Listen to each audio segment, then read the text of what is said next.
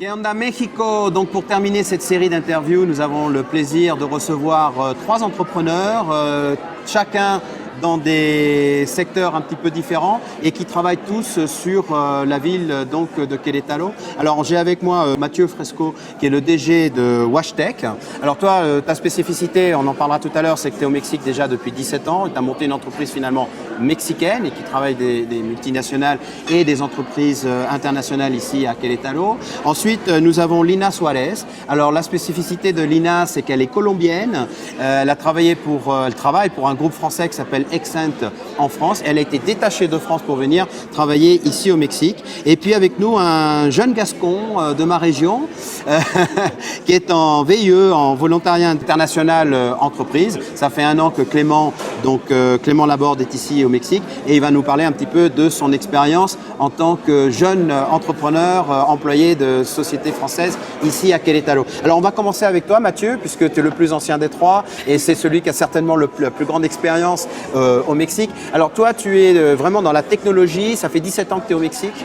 C'est ça, ça fait 17 ans que je suis arrivé au Mexique. D'accord. J'ai vécu initialement à Mexico City pendant 2 ans et après ça fait 15 ans maintenant que je suis à Querétaro. Alors tu me disais, tu as maintenant 3 entreprises, oui. La principale étant WashTech.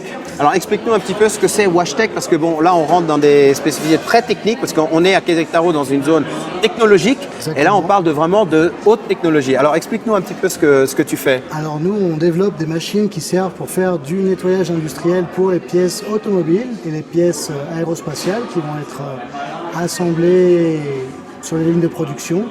Et donc on fait des machines aux spécifications des clients pour qu'ils puissent réussir leur assemblage et que les freins fonctionnent, que les moteurs d'avion fonctionnent, etc. D'accord, donc c'est vraiment de la haute technologie et puis on est dans la précision. C'est-à-dire on essaye d'enlever le plus de particules possible et on va avoir des spécifications qui vont être en microns comme dans l'usinage. Non, on va avoir des précisions qui sont dans des millièmes de millimètres. D'accord. Alors ton entreprise, elle est mexicaine. Tu l'as constituée, voilà. Au Mexique. On l'a créée à Querétaro il y a 5 ans de cela, 4 ans et demi on va dire, presque 5 ans. On va bientôt avoir l'anniversaire. Et on a développé ces machines pour attaquer un petit peu le marché de la manufacture de précision et à l'international.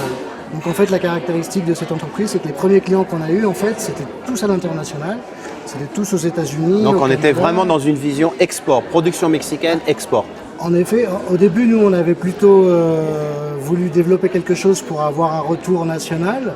Mais les premiers retours vraiment forts qu'on a eus, ce sont des entreprises internationales. On a tout de suite été bien appréciés, bien reconnus par le marché international. Et on a pas mal vendu à l'export au début. Et là, maintenant, depuis à peu près 1 an et demi, on a essayé de se dédier un petit peu au marché mexicain et on commence à vraiment bien vendre sur le marché mexicain. D'accord. Tu as des clients prestigieux ici sur Querétaro par exemple? Alors sur Querétaro, on a des clients comme le groupe Safran, on a des clients comme Dana par exemple. Donc Safran qui fabrique toutes les pièces en fait des Airbus et des avions, les sièges je crois, les moteurs d'avion. Principalement on fait pour la motorisation. Les machines qu'on a vendues, je crois qu'on a à peu près une dizaine de machines chez Safran et c'est toutes pour les pièces. Les trains d'atterrissage aussi ils fabriquent ici. Mais nous, pour l'instant, on n'a pas de machine dédiée pour le lavage des freins. Okay. On fait juste pour les turbocompresseurs et pour les ailettes des réacteurs. D'accord. Alors toi, Lina, tu travailles pour une société française qui s'appelle Accent. C'est ça. Et donc, c'est dans l'ingénierie, je crois, aéronautique également, c'est ça? Tu peux nous expliquer un peu ce que tu fais au quotidien? En effet. Donc, le groupe s'appelle Accent, c'est un groupe toulousain de 800 personnes. D'accord. On est intégrateur de solutions industrielles, c'est-à-dire on fait toute la partie ingénierie et ensuite on livre directement des outillages bord de ligne, c'est-à-dire rien vole, mais plutôt on fait tout, de ligne d'assemblage pour le moteur, pour déplacer les moteurs d'avion. Donc notamment aussi on travaille pour le groupe Safran ici à Querétaro. Et vous êtes nombreux dans cette entreprise ici au Mexique? Ici actuellement on est 3-4 personnes. Ouais. On a ouvert en 2017, donc on est encore... D'accord, donc vous venez d'arriver. Exactement. Donc vous êtes dans le processus de suivre effectivement. Et tout ça, oui. En fait à la base c'est Safran à Toulouse directement qui nous a demandé d'avoir une présence ici à Querétaro. Parce qu'on avait des projets avec Safran Querétaro mais depuis la France.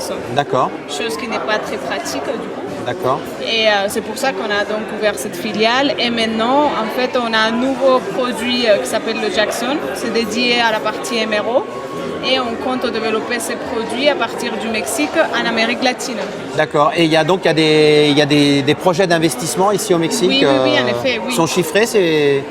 Je ne peux pas Non, communiquer on les ne peut pas, chiffres, d'accord, ça reste confidentiel, mais il y a oui. des investissements qui vont se faire dans les mois et les années à venir. En fait, là, les premières années, c'était pour voir un peu le potentiel qu'il y avait, les entreprises, les investissements. Et de toute façon, Querétaro, il grandit de plus en plus. Et le secteur aéronautique, moi, c'est ce qui me concerne. Bien sûr, il y a beaucoup d'investissements aussi, donc c'est toujours intéressant. De plus en plus. Exactement, okay, pour nous de développer. Alors toi, Clément, tu es donc en volontariat international entreprise, ça fait un an que tu es ici.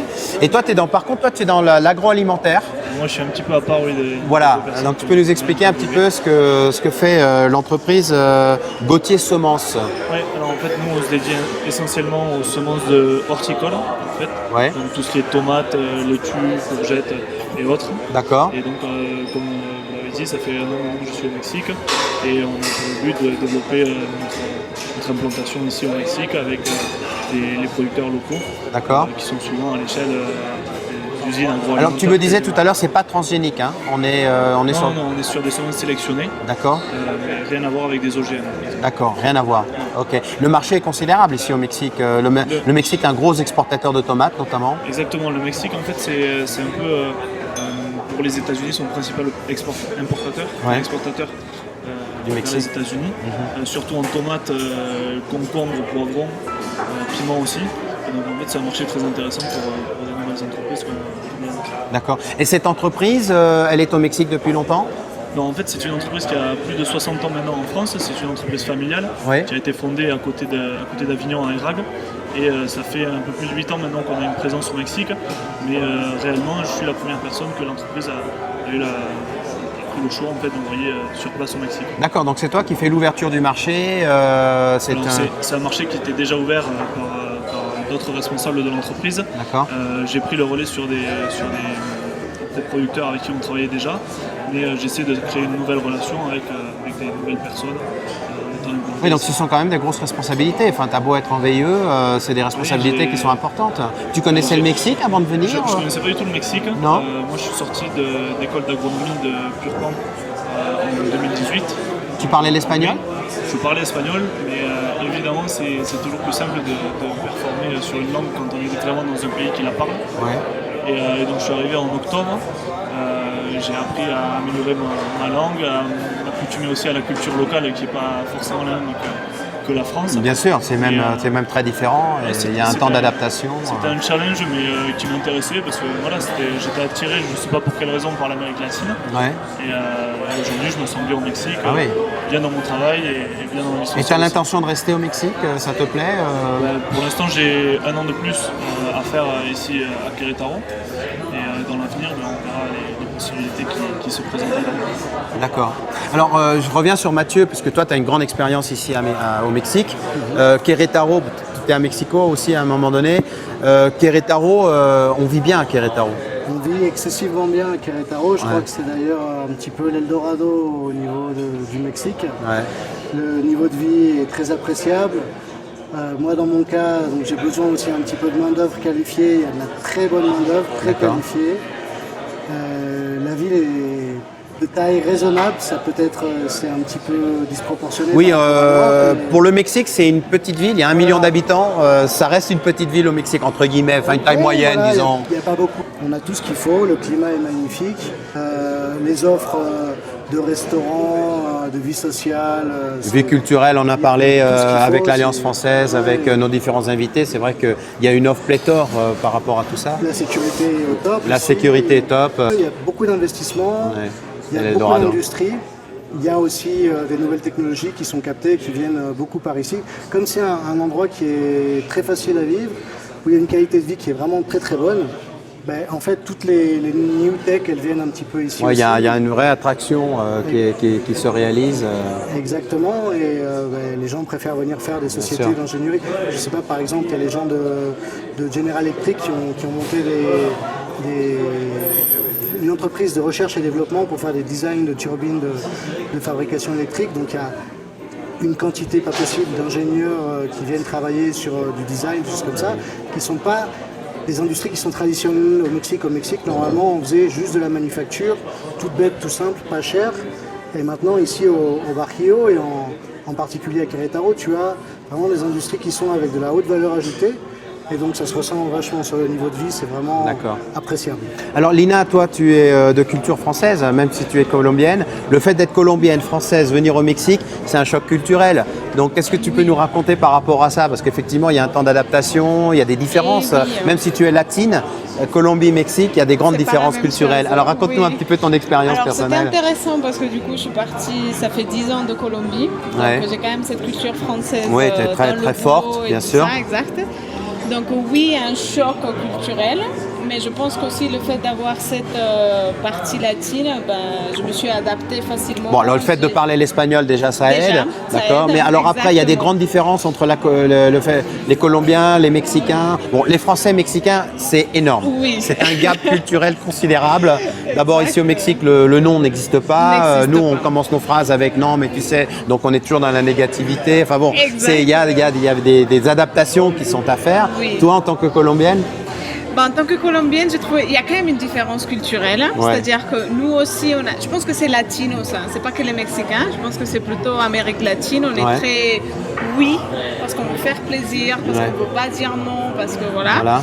Donc c'est mexicain, mais c'est aussi latino. Donc, et tu t'entends bien avec des collaborateurs mexicains? Oui, bien t'entends super bien. Après, j'ai les deux, on va dire, les deux casquettes. Donc, j'ai mes collègues ils te voient plus français. comme française ou comme colombienne d'ailleurs? Non, un mélange. Ouais. Voilà.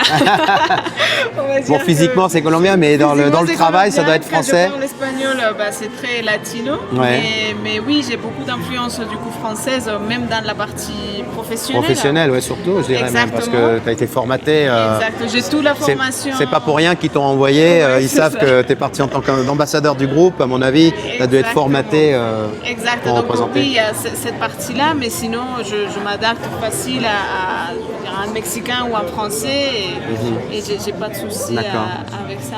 Ok. Et toi, Clément, le choc culturel, quand on arrive de France, toi, tu as étudié à Toulouse, c'est ça, dans la région? J'ai étudié à Toulouse, oui. À Toulouse, ouais. École d'ingénieur à Toulouse. D'accord. J'ai fait 5 ans. Sinon, je suis originaire du Gers. Ouais, bien sûr. Bon, ce que j'ai pu retrouver avec la France comme lien avec le Mexique, c'est que les deux pays aiment beaucoup la gastronomie. Ouais. Et disons que ça, c'est il y a des points d'intérêt communs, disons. Ouais. Et dans le travail? Dans le travail, c'est très une relation latine, donc c'est très toujours les bienvenus. Après, c'est des relations, on va parler de beaucoup de choses, et puis après, on va vraiment se centrer sur le travail lui-même, sur les projets. C'est vrai qu'il y a un travail d'approche qui est long, parce qu'il faut connaître les gens. Il y a le temps de gagner la confiance. Voilà. Et puis après, que les gens aussi se rappellent de notre tête. Alors ça, puis donc il y a un professionnalisme aussi que tu apportes par rapport à tes connaissances. J'essaie de le faire. Voilà. Les Mexicains apprécient beaucoup le professionnalisme. Ils attendent toujours beaucoup du professionnalisme français, mais surtout de la savoir-faire formation qu'on peut avoir et de ce savoir-faire. Ils sont toujours à l'écoute et ils aiment beaucoup pouvoir discuter de sujets très pointus avec nous. Et vivre à Querétaro, alors, t'es célibataire? Non, alors j'ai une copine mexicaine. Et puis je me suis très bien adapté à la vie mexicaine. J'ai trouvé de très bons amis via le rugby. Ça peut surprendre. D'accord, j'allais te poser la question si effectivement tu... Et voilà, et après de bons amis français aussi qui vivent ici. Et voilà, tout ce mélange fait qu'on s'adapte bien et puis qu'on reste assez ouvert d'esprit et toujours gourmand de découvrir de nouvelles personnes et de pouvoir discuter de nouvelles choses. Mais Querétaro, c'est agréable, quoi. Querétaro, c'est une ville très agréable. Moi, j'aime beaucoup le côté très typique du centre, avec toutes les facilités en fait qu'il y a autour, avec tous les centres commerciaux, et on ne peut jamais de rien à Querétaro. D'accord. Alors, et d'ailleurs, le fait qu'il y ait beaucoup d'étrangers qui arrivent, ça gêne pas. Enfin, je veux dire, les Mexicains, ils sont au contraire, ils sont très ils sont ouverts par rapport à ça. Ils se sentent pas du tout. C'est pas une nouvelle invasion. Tous ces groupes étrangers qui arrivent, ils le prennent plutôt bien. Ils sont même très demandeurs. J'adore parce que à Toulouse, moi j'ai vécu quelques années à Toulouse, et on a aussi cette culture, plutôt multiculture qui s'est réunie à Toulouse. Et ici à Querétaro, je trouve aussi il y a des Asiatiques, beaucoup d'Asiatiques, beaucoup de Français, Allemands, Canadiens. Bon. Mais la communauté française, je trouve qu'elle est très forte. Américains des États-Unis. Ce qui est très intéressant, c'est que ce qui est très intéressant, c'est que les Mexicains adorent partager leur culture, nous faire découvrir. Ouais, ils sont très fiers. Ouais. Et puis de notre côté, nous aussi, on est contents de leur faire un plat français, de leur faire manger une baguette qu'on a trouvée bon, tout se passe bien alors. Française. C'est genre de choses, donc c'est toujours agréable. D'accord. Bon, bah, très bien. Bah, écoutez, je vous remercie pour ces différents témoignages à différents niveaux dans ces entreprises françaises ici à Querétaro. Et on voit encore une fois, bon, on en a parlé avec les représentants de la Chambre de commerce, d'autres personnalités qu'on a interviewées. On sent que véritablement c'est dynamique, que les gens aiment vivre ici, qu'ils apprécient véritablement d'être à Querétaro. C'est pas du tout un sacerdote. C'est un vrai plaisir. Et puis toi qui es là depuis des années, bon, tu es mexicain maintenant, je veux dire.